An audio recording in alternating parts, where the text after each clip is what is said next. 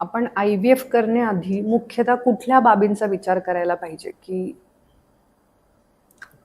IVF करण्याआधी actually आता आपण जसं आता बोलतोय की आपल्याला सगळं इव्हॅल्युएशन करायला लागतं. पेशंट आला की आम्ही त्यांची डिटेल हिस्ट्री घेतो. अनेक प्रश्न असतात त्याच्यामध्ये. आम्हाला अंदाज येतो काय काय आजार असू शकतात की ज्याच्यामुळे त्यांना प्रेग्नन्सी राहत नाहीये. त्याच्यानंतर मग असं झाल्यानंतर मग पुढचा आमचा हे असतो तो एक्झामिनेशन. आणि एक्झामिनेशन नंतर ही सगळी इन्व्हेस्टिगेशन्समध्ये काय करतो आम्ही, स्त्रीबीज तयार होण्यासाठी काही हॉर्मोनचे आजार अडथळे आणतात, त्याच्या तपासण्या होतात. पुरुष बीज तयार होत आहेत का, काउंट मोटिलिटी पाहण्यासाठी कम्प्युटराइज सिमेन अनालिसिस होतं. पॅसेज ओपनिंग पाहण्यासाठी जर ज्या स्त्रियांमध्ये पाळी उशिरा येते किंवा पेनफुल आहे त्यांच्यामध्ये लॅप्रोस्कोपी करावी. ज्यांच्यामध्ये पाळी उशिरा येत नाही किंवा पेनफुल नाही आहे त्यांच्यामध्ये तुम्ही HSG करून ट्यूब्स ओपन आहेत का पाहू शकता. नंतर त्याच्यानंतर स्त्रियांमध्ये गर्भाशयाच्या अस्तराची गर्भधारण क्षमता जी आहे ती त्यांच्या प्रतिकारशक्तीच्या काही आजारांमुळे अफेक्ट होते. आता असं पाहिलं जातं की बाळ हे काय स्त्रीच्या शरीराचा अवयव नाही आहे. स्त्रीची प्रतिकारशक्ती त्याच्यावर हल्ला करून त्याला नष्ट करू शकते. पण निसर्गाने वेगवेगळ्या ट्रिक्स प्ले करून ते थांबवलेलं असतं. पण काही प्रतिकारशक्तीचे आजार असतात की ज्याच्यामध्ये प्रतिकारशक्ती खूप ॲग्रेसिव्ह झालेली असते. ती तुमच्याच शरीराच्या पेशींवरती सुद्धा हल्ला करते. त्याला आम्ही ऑटोइम्युन डिसीजेस म्हणतो.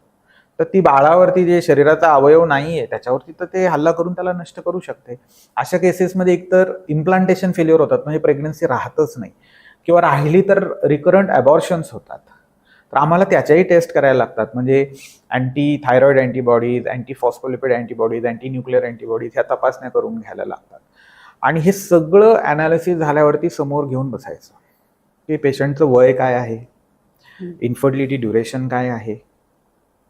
40च्या पुढे जर स्त्रीचं एज असेल तर IVF जस्टिफाईड आहे. AMH लेवल वगैरे, कारण क्वालिटी एग्सची काही शिल्लक राहिलेली नसते.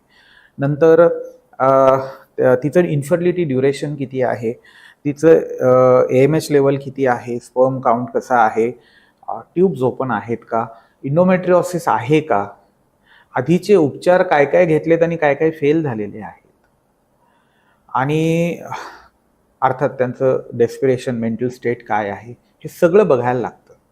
आणि मग शेवटी आम्ही ट्रीटमेंट प्लॅन ठरवतो की यांना असिस्टेड नॅचरल सायकल द्यायचेत का, किती द्यायचेत, IUI सायकल द्यायचेत का, किती द्यायचेत, IVF करायचे का डायरेक्टली, ह्या सगळ्याचा आधी आम्ही बसून एकदा त्याचा पूर्ण विचार करून मग प्रोटोकॉल तयार करतो आणि त्या प्रोटोकॉलला स्टिक राहायचं पुढे.